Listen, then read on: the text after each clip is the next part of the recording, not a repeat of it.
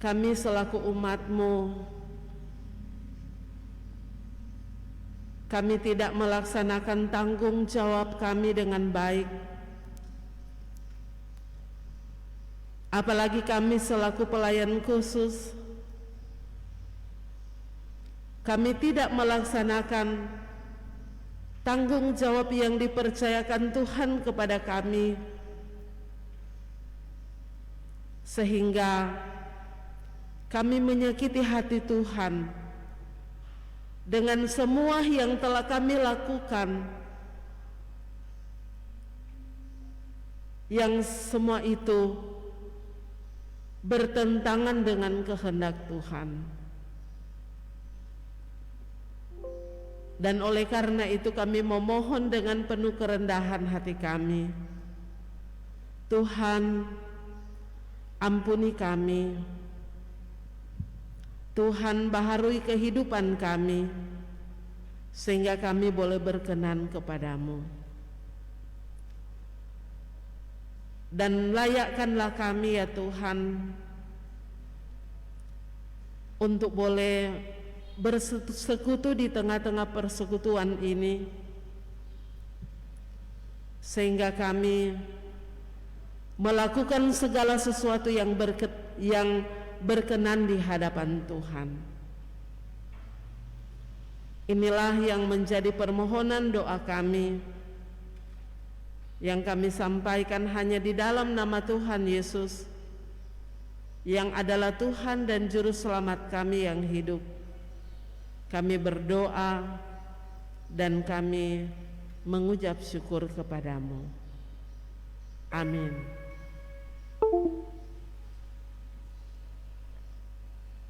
Jemaat yang dikasihi Tuhan, kita membaca dalam 1 Yohanes 4 ayat 9 yang berkata, dalam hal inilah kasih Allah dinyatakan di tengah-tengah kita, yaitu bahwa Allah telah mengutus anaknya yang tunggal ke dalam dunia supaya kita hidup olehnya. Kita sambut dengan Kidung Jemaat nomor 413. Tuhan pimpin anak.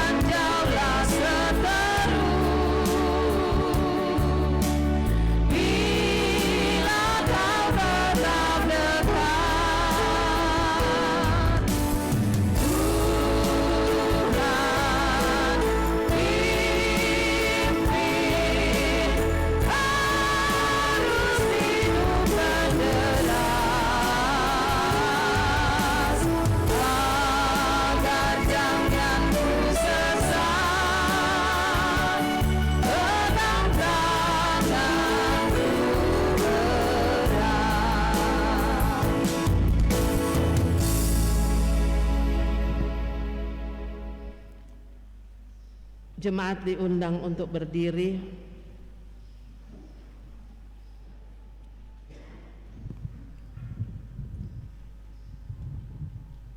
Sekarang ini muliakanlah Tuhan Allah kita.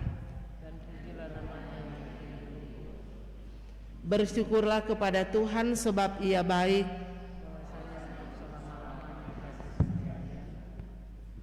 Haleluya, pujilah hai hamba-hamba Tuhan, pujilah nama Tuhan. Kiranya nama Tuhan dimasyhurkan sekarang ini dan selama-lamanya. Dari terbitnya sampai kepada terbenamnya matahari, terpujilah Tuhan. Tuhan tinggi mengatasi segala bangsa, kemuliaannya mengatasi langit. Siapakah seperti Tuhan Allah kita yang diam di tempat yang tinggi, yang merendahkan diri untuk melihat ke langit dan ke bumi? Ia menegakkan orang yang hina dari dalam debu dan mengangkat orang yang miskin dari lumpur, untuk mendudukkan dia bersama-sama dengan para bangsawan, bersama-sama dengan para bangsawan bangsanya. Kemuliaan bagi Bapa, Putra dan Roh Kudus, seperti semula, kini dan terus, dan kekal selama-lamanya. Amin.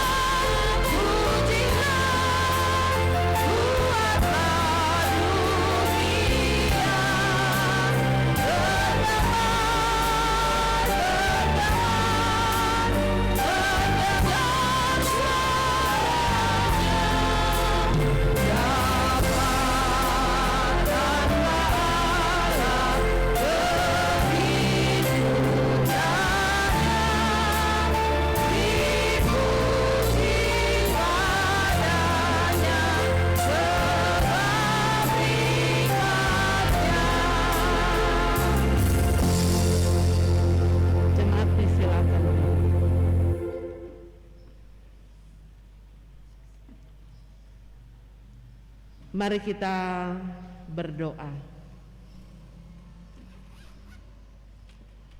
Ya Tuhan, Allah yang Maha Kasih, Allah yang kami kenal di dalam nama Tuhan kami Yesus Kristus, saat ini kami datang kepadamu. Kami bersyukur, kami memuji dan memuliakan Engkau, karena kasih dan kebaikan Tuhan selalu boleh menjadi bagian di dalam kehidupan kami. Dan pada saat ini, melalui persekutuan ibadah di Natal yang kedua ini, kami hendak membaca dan merenungkan sebagian dari berita firman-Mu. Kami mohon ya Tuhan,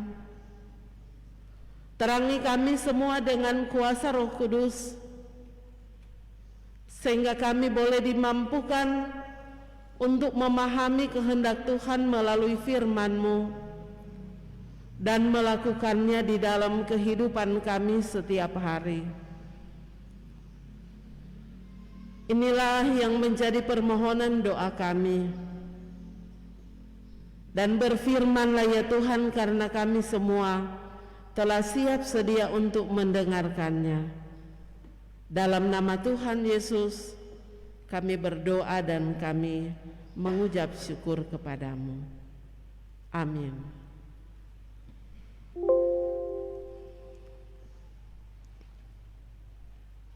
Jemaat yang dikasihi Tuhan, marilah kita membaca Alkitab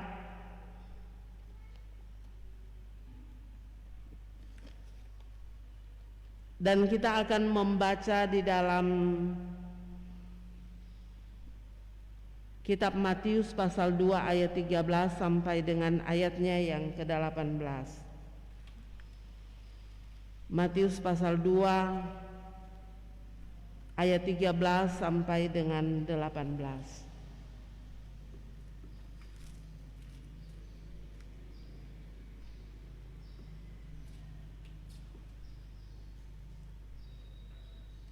Matius pasal 2 ayat 13 sampai dengan 18.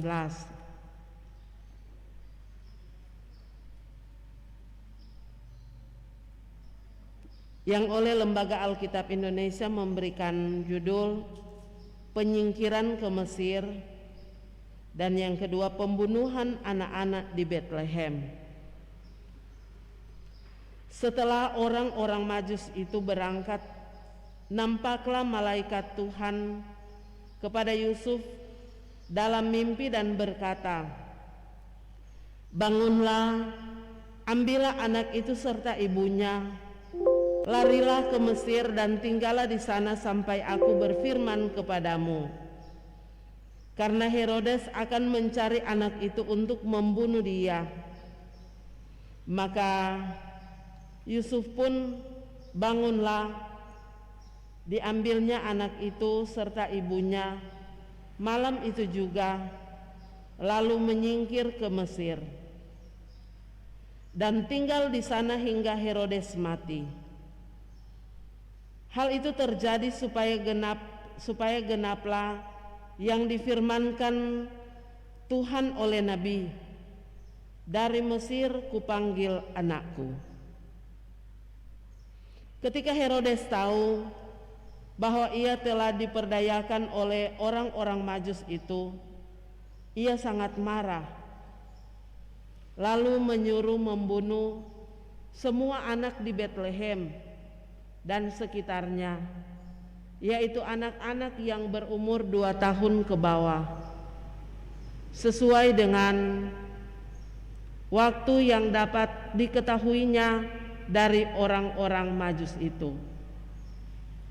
Dengan demikian genaplah firman yang disampaikan oleh Nabi Yeremia.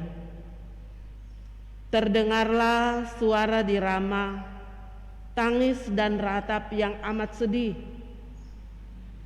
Rahel menangisi anak-anaknya dan ia tidak mau dihibur sebab mereka tidak ada lagi.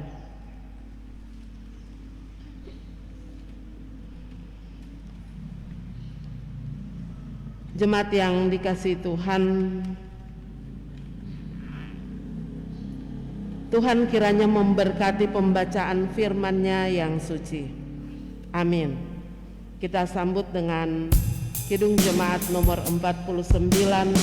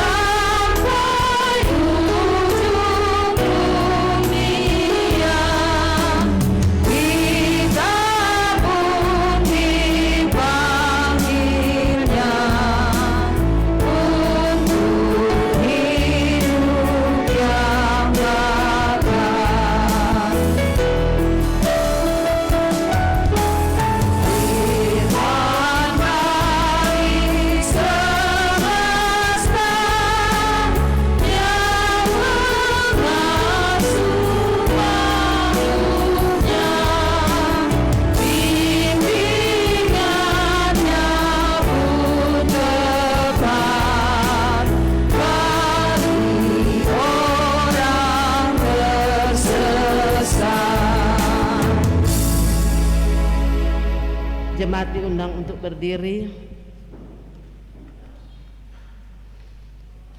Marilah kita mengaku iman kita dengan mengucapkan bersama pengakuan iman rasuli. Kita mulai.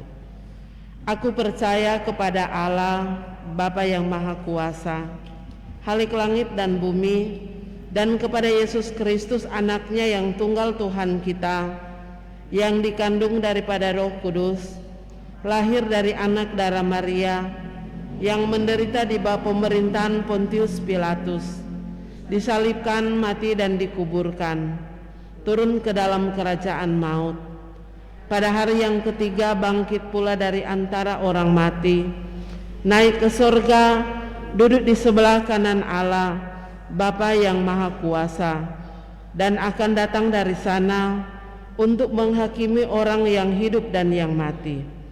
Aku percaya kepada Roh Kudus, gereja yang kudus dan am, persekutuan orang kudus, pengampunan dosa, kebangkitan daging, dan hidup yang kekal. Amin. Jemaat disilahkan duduk.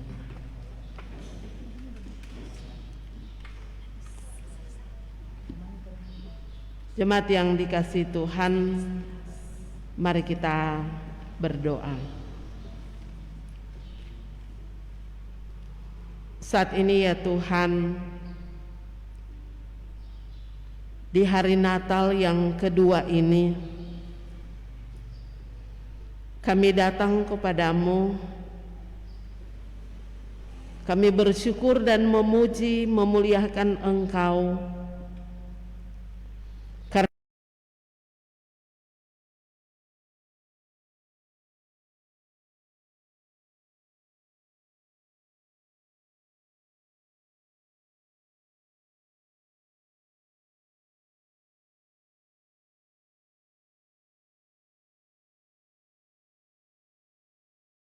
rumah-Mu yang kudus ini, dalam persekutuan ibadah untuk bersyukur kepadamu, ini semua terjadi karena kasih dan kemurahan Tuhan. Dan kami yakin dan percaya penyertaan Tuhan, kasih sayang Tuhan selalu boleh menjadi bagian di dalam kehidupan kami, sehingga apapun yang kami lakukan, semua itu boleh berkenan kepadamu. Kami boleh memuji dan mengagungkan kebesaran nama-Mu, karena kasih-Mu, karena kebaikan-Mu yang selalu boleh menjadi bagian di dalam kehidupan kami. Tuhan Yesus yang Maha Kasih, pada saat ini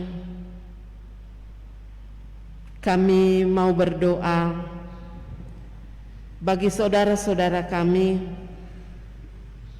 mereka yang sedang bergumul oleh karena sakit, oleh karena berbagai macam persoalan yang terjadi di dalam kehidupan mereka.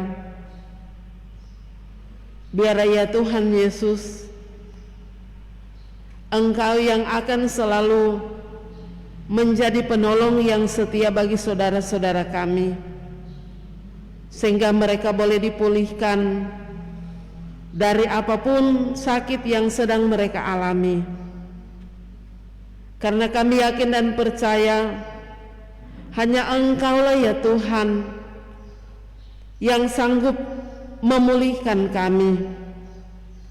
Hanya Engkaulah ya Tuhan yang kami andalkan, yang sanggup melakukan segala perkara di dalam kehidupan kami. Dan karena itu kami berserah hanya di dalam tangan kasih setia Tuhan, karena kami yakin dan percaya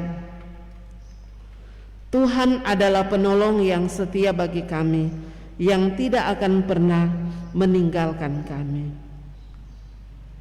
Tuhan Yesus yang Maha Kasih, kami juga mau berdoa bagi seluruh pelayan-pelayan khusus yang Tuhan utus untuk melayani di tengah-tengah jemaat kami. Biar ya Tuhan,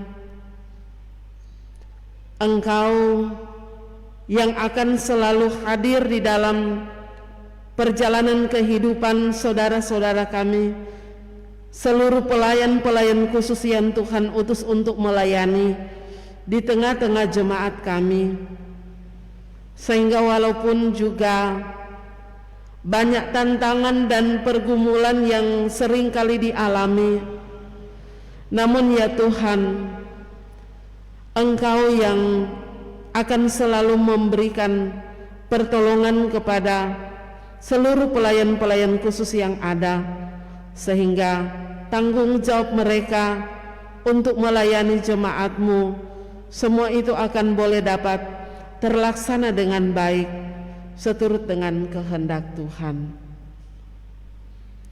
Tuhan Yesus yang Maha Kasih, kami juga mau berdoa bagi seluruh anggota jemaat-Mu, mereka yang tidak sempat hadir di tengah-tengah persekutuan ibadah ini. Kami yakin dan percaya perlindungan Tuhan, kasih sayang Tuhan akan selalu boleh menjadi bagian di dalam kehidupan mereka, sehingga kalau saat ini mereka sedang melaksanakan ibadah di rumah masing-masing, kami yakin dan percaya perlindungan Tuhan akan selalu boleh nyata di dalam kehidupan saudara-saudara kami, sehingga mereka akan selalu boleh mengucap syukur untuk semua yang Tuhan sudah lakukan di dalam kehidupan ini. Tuhan Yesus yang Maha Kasih, ada begitu banyak ya Tuhan pergumulan yang sedang kami alami, namun kami selalu hanya mau menyerahkan kehidupan kami dalam kasih dan tuntunan Tuhan, karena kami yakin dan percaya hanya Engkau-Lah ya Tuhan yang kami andalkan, yang sanggup untuk menolong kami apapun persoalan yang kami hadapi,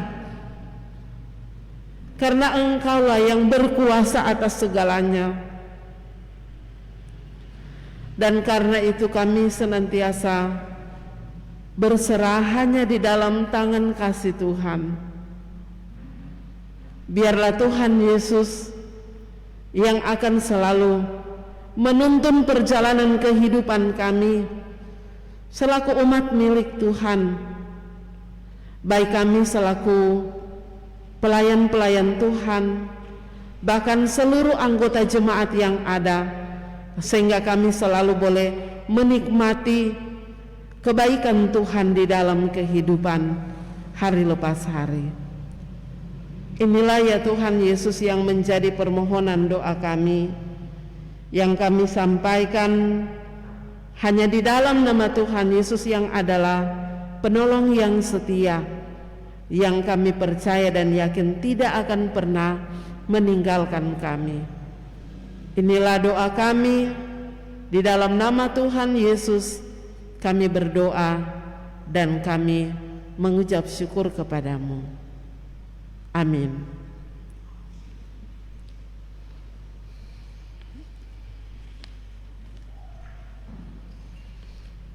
Jemaat yang dikasihi oleh Tuhan kita Yesus Kristus, kita akan merenungkan bagian bacaan Alkitab sebagaimana yang sudah kita baca melalui Injil Matius pasal 2 ayat 13 sampai dengan ayatnya yang ke-18.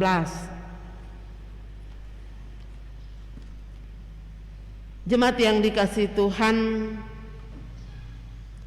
puji syukur kepada Tuhan kita Yesus Kristus yang telah datang menjadi manusia dan dilahirkan di kandang domba Bethlehem demi untuk menyelamatkan umat manusia yang penuh dengan dosa.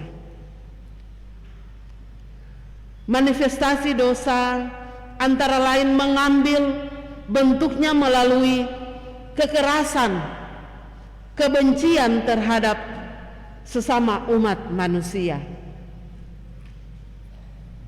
Kekerasan adalah bentuk tindakan yang dilakukan terhadap pihak lain, baik yang dilakukan oleh perseorangan maupun lebih dari seorang, yang dapat mengakibatkan penderitaan pada pihak lain. Namun tindakan kekerasan juga sering dilakukan terhadap diri sendiri, Kekerasan dapat terjadi dalam dua bentuk, yakni kekerasan fisik yang mengakibatkan luka fisik, bahkan kematian, dan kekerasan psikis yang berakibat pada timbulnya trauma berkepanjangan pada diri korban. Kekerasan dalam pengertian yang sempit mengandung makna serangan atau penyalahgunaan fisik terhadap seseorang atau serangan penghancuran peri kemanusiaan yang sangat keras, kejam, ganas, atau sesuatu yang secara potensial dimiliki seseorang. Upaya menghentikan kekerasan anak dan perempuan tidak dapat dilaksanakan oleh pemerintah saja, tetapi perlu juga melibatkan masyarakat dan swasta, termasuk juga gereja, melalui program kemitraan untuk melaksanakan 3 stop, yaitu pertama, stop kekerasan kepada perempuan dan anak, dan yang kedua, stop perdagangan manusia, dan yang ketiga, stop ketidakadilan akses ekonomi untuk perempuan. Dan untuk itulah di hari Natal yang kedua ini, tema ibadah kita ialah stop kekerasan terhadap anak dan perempuan. Menurut catatan Dinas Pemberdayaan Perempuan dan Perlindungan Anak yang ada di Sulawesi Utara, sejak tahun 2016 terjadi 135 kasus dan kemudian meningkat menjadi 137 kasus, dan tahun 2018 hingga Oktober sudah mencapai 150 kasus. Hal ini belum termasuk laporan yang terjadi di beberapa kabupaten, kota, polsek, polres di Sulawesi Utara yang juga meliputi kekerasan serta verbal dan psikis. Masalah kekerasan anak dan perempuan di Indonesia semakin hari semakin meningkat melalui rencana program jangka menengah nasional tahun 2015 sampai tahun 2019. Pemerintah melaksanakan upaya perlindungan terhadap anak dan perempuan dari tindakan kekerasan, yaitu dengan melakukan tindakan pencegahan, pelayanan dan pemberdayaan yang diperkuat dengan program Nawacita. Saudara-saudaraku yang dikasihi Tuhan, Penginjil Matius mencatat bahwa Yesus dilahirkan di Betlehem di tanah Yudea pada zaman Raja Herodes. Kemudian datanglah orang-orang Majus dari timur ke Yerusalem untuk menyembah Dia. Kelahiran Yesus ini memberikan dampak, yaitu pertama, Herodes terkejut dan menerima dan meminta orang Majus setelah mereka menemukan Yesus untuk mengabarkan kepadanya supaya ia pun datang menyembah Dan kedua, ketika para Majus berjumpa dengan Yesus, mereka mempersembahkan emas, kemenyan dan mur, dan pulanglah mereka ke negerinya melalui jalan lain. Dan yang ketiga, malaikat Tuhan datang kepada Yusuf dalam mimpi dan berkata, "Bangunlah, ambillah anak itu serta ibunya, larilah ke Mesir dan tinggallah di sana sampai aku berfirman kepadamu, karena Herodes akan mencari anak itu untuk membunuhnya." Sebelumnya Yusuf tidak menyadari kalau bahaya sedang mengintai Yesus, dan ia pun tidak tahu cara menghindari bahaya tersebut. Tetapi melalui malaikat Tuhan, Yusuf diberi petunjuk apa yang harus dilakukannya. Ia menaati perintah itu dengan segera. Di malam yang dingin, diambilnya anak itu serta ibunya untuk menyingkir ke Mesir, suatu daerah yang asing.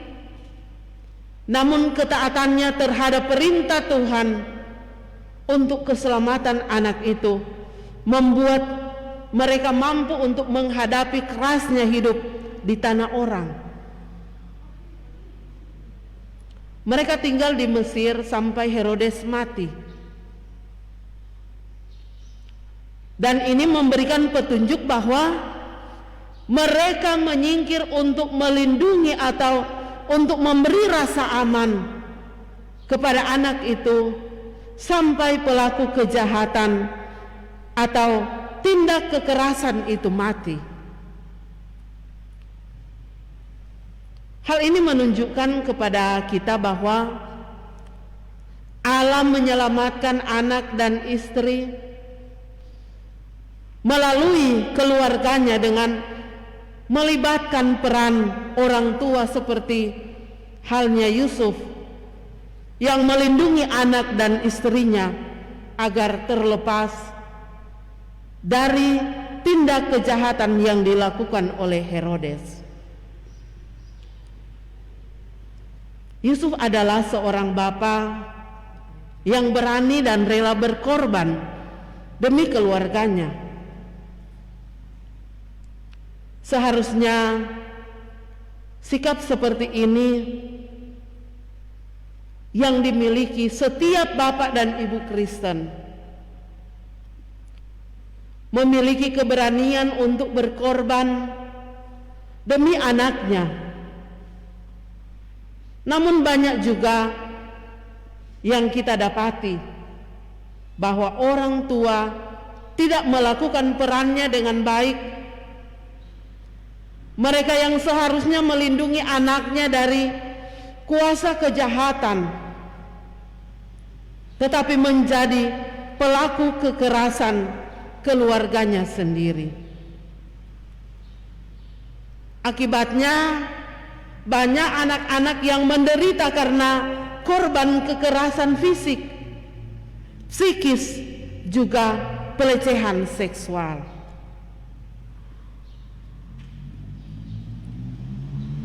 Yesus sebelum lahir sudah berhadapan dengan penolakan, yaitu tak ada tempat penginapan bagi Maria ibunya untuk melahirkan. Di masa kanak-kanak, dia juga terancam dibunuh oleh Herodes. Injil Yohanes mencatat bahwa Yesus datang kepada milik kepunyaannya, tetapi orang-orang kepunyaannya itu tidak menerimanya. Yohanes 1 ayat 11. Ia menjadi korban kebengisan manusia yang berdosa. Ia dianiaya secara verbal, fisik dan psikis sampai mati di kayu salib.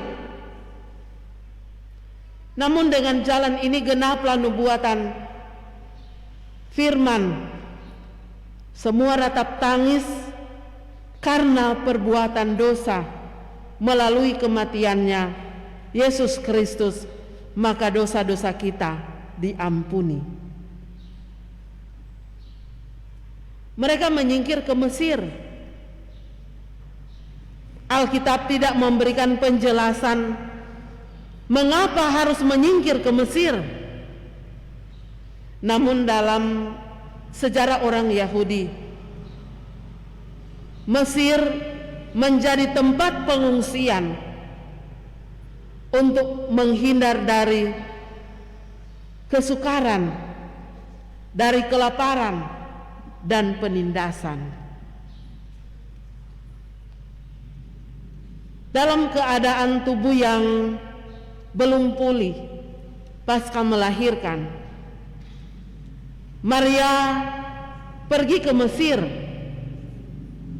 Demikianlah Yusuf dan keluarganya tinggal di Mesir untuk menjauhkan diri dari malapetaka yang mengincar keselamatan Yesus.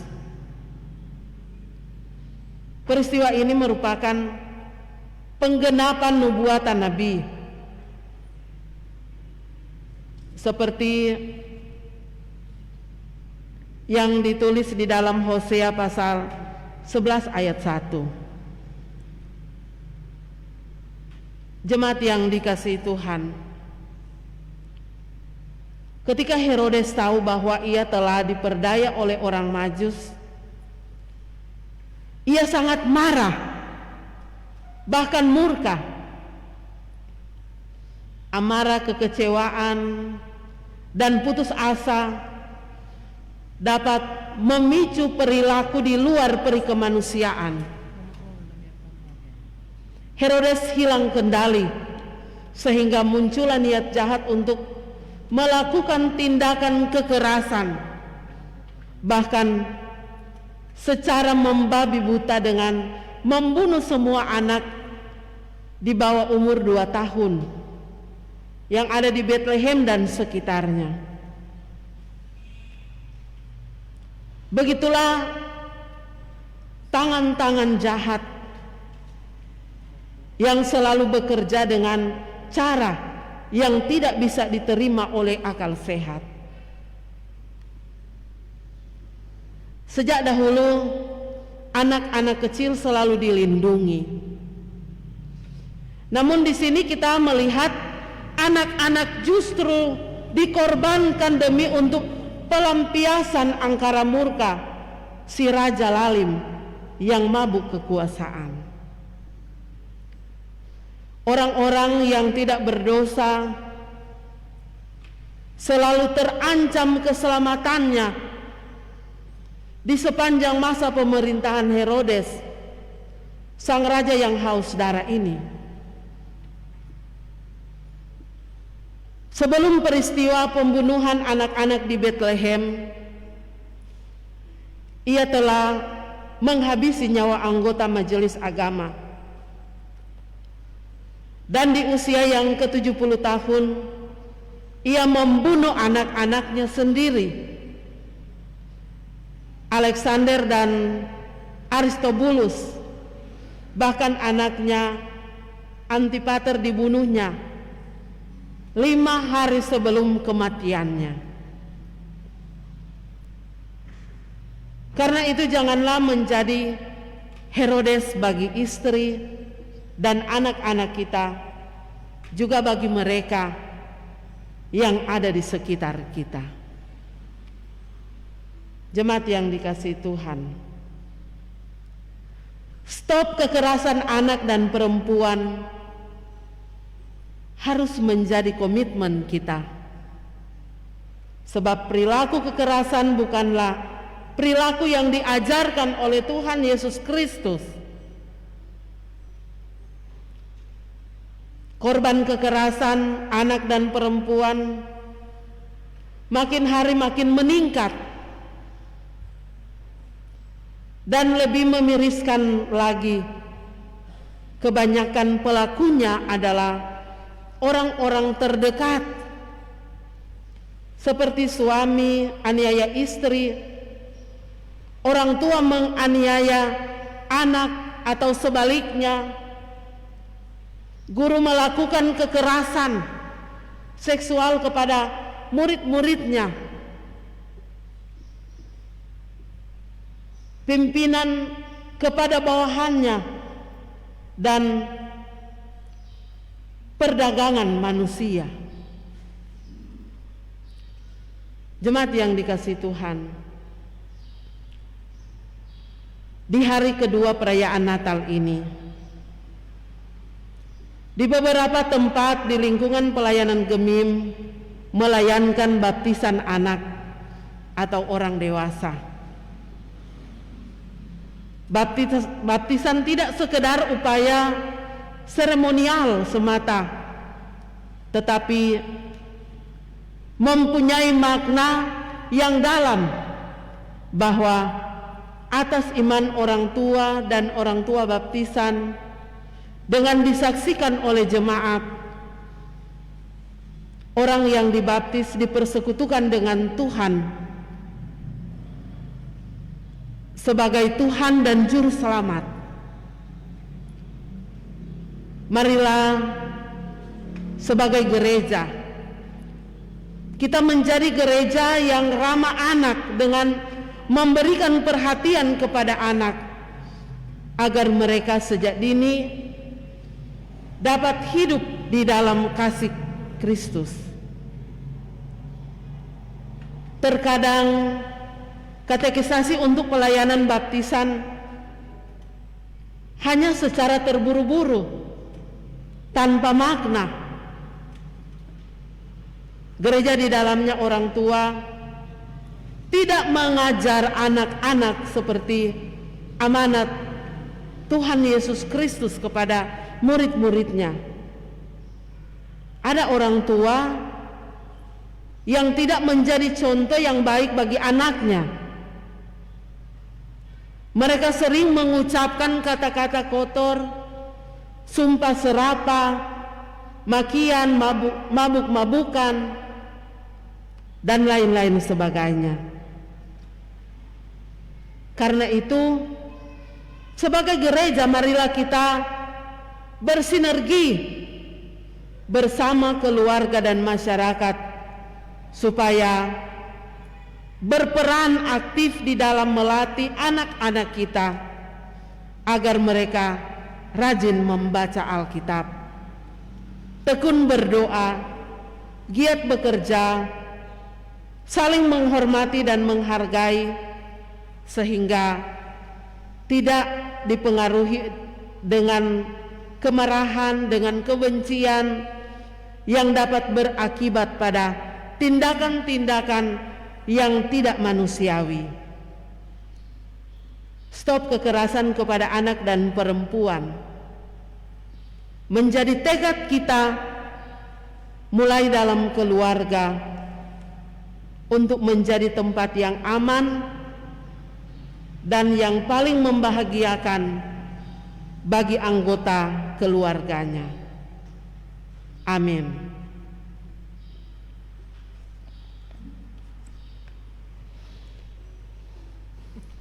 Jemaat yang dikasihi Tuhan, marilah kita mempersembahkan korban syukur kita kepada Tuhan Allah kita.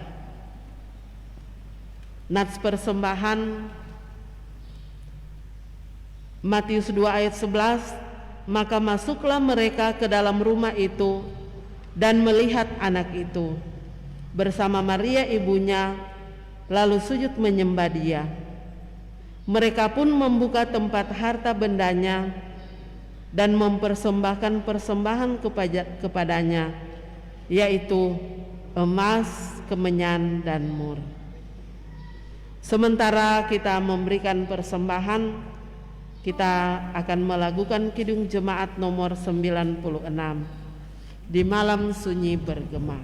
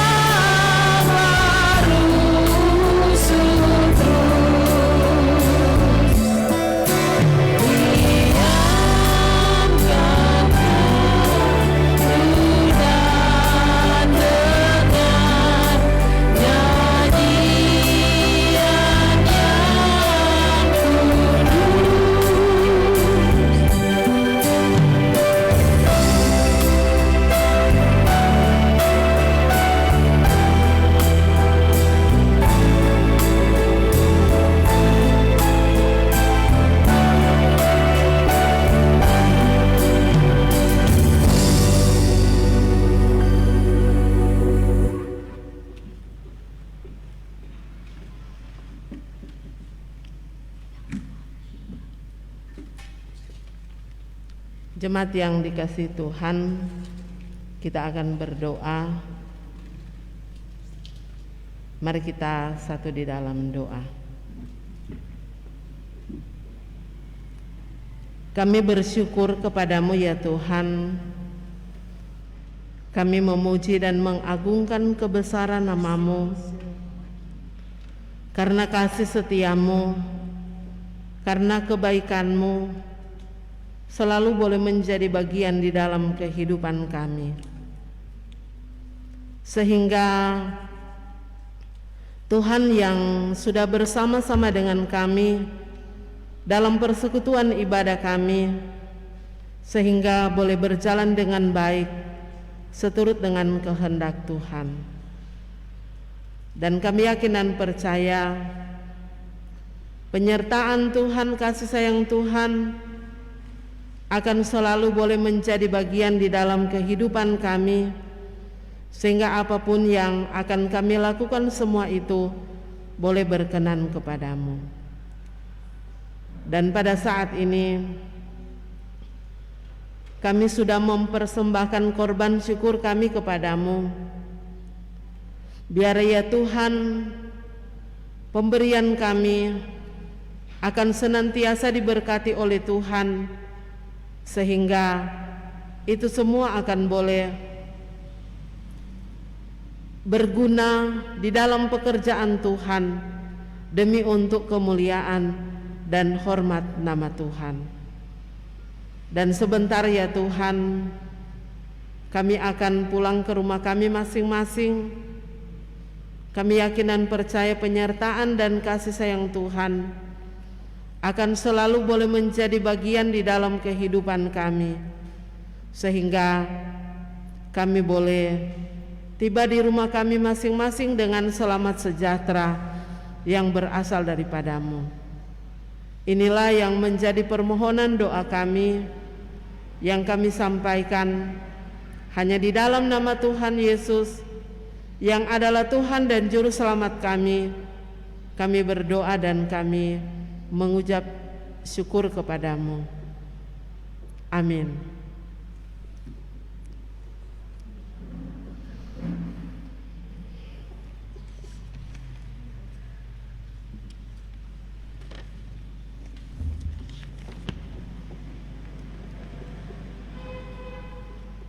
Jemaat yang dikasihi Tuhan diundang untuk berdiri.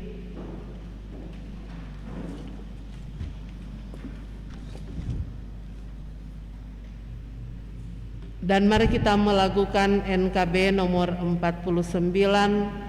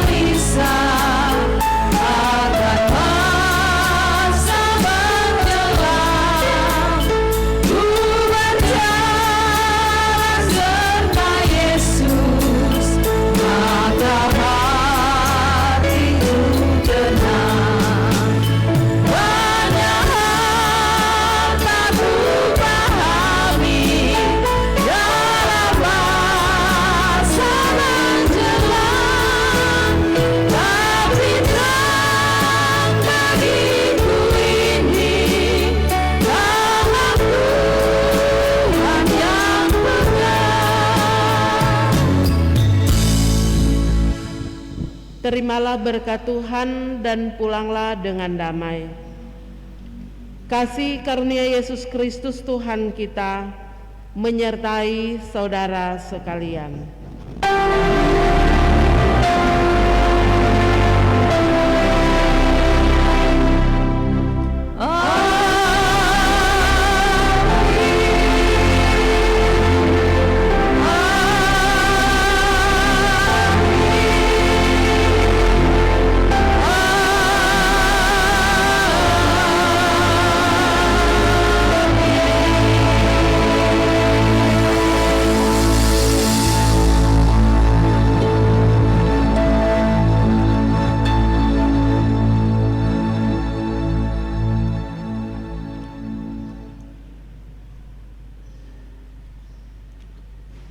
Demikianlah ibadah kita pada saat ini.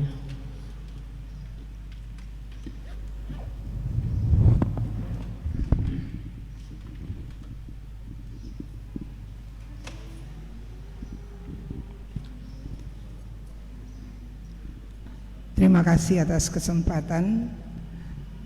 Saya atas nama Badan Pekerja Majelis Jemaat Gemim Baitul sekali lagi menyampaikan selamat Hari Raya Natal Yesus Kristus yang kedua ini. Info untuk ibadah hari Minggu besok ya, tanggal 27 Desember 2020, yaitu ibadah dilaksanakan seperti biasa, jam 5 subuh, jam 9 dan jam 18 atau jam 6 sore. 3 kali ibadah tambah plus ibadah khusus untuk peneguhan anggota sidi jemaat. Di dalam ibadah tersebut, ibadah subuh kita langsung dengan perjamuan akhir tahun. Begitu juga ibadah pagi langsung dengan ibadah perjamuan akhir tahun, dan begitu juga malam. Dan ibadah peneguhan sidi ya, langsung dengan perjamuan akhir tahun atau sekalian sidi pertama, perjamuan pertama perdana untuk anggota sidi jemaat. Dan itu dilaksanakan jam 10:30 untuk sidi peneguhan sidi yang baru. Jadi selesai ibadah pagi dilanjutkan dengan peneguhan sidi sekaligus dengan perjamuan jam 10:30.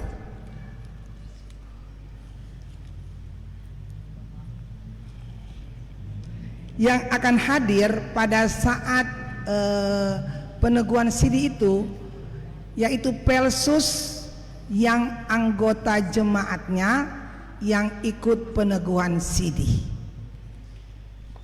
Ada di jadwal nyenak taruh kalau siapa yang Pelsus yang hadir, tetapi saat itu juga dibutuhkan Pelsus yang hadir.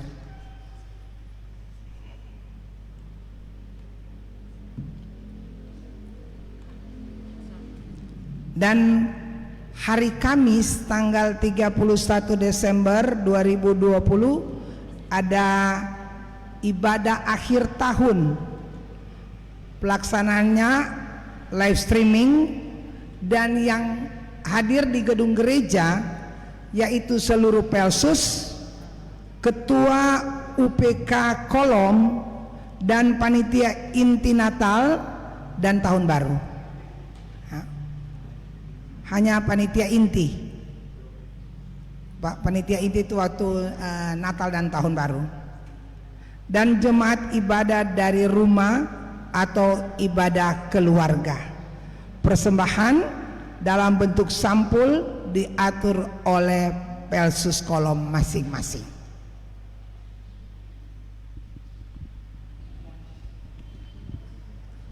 Sudah jelas bagi Pelsus? Soalnya ini keputusan berubah-ubah sesuai dengan kondisi keadaan kita saat ini. Dan pada kesempatan ini ibadah telah berakhir dengan baik, dan saya atas nama Badan Pekerja dan Pelsus yang hadir dan seluruh jemaat yang hadir pada saat ini menyampaikan banyak-banyak terima kasih kepada hamba Tuhan Kadim Ibu Rompas Imbing sebagai guru agama yang telah menjadi saluran berkat kita pada pagi hari ini. Kiranya Tuhan selalu dan senantiasa memberkati ibu dan keluarga Rompas Imbing. Dan juga terima kasih kepada keyboardis, songs leader, pengatur LCD dan live streaming. Kiranya Tuhan selalu dan senantiasa memberkati. Dan atas kehadiran semua yang hadir, baik dia anggota jemaat maupun Pelsus, disampaikan banyak-banyak terima kasih sampai kita bertemu dalam keadaan tubuh yang sehat untuk besok tanggal 27. Selamat pagi, sampai siang, dan terima kasih atas kehadirannya.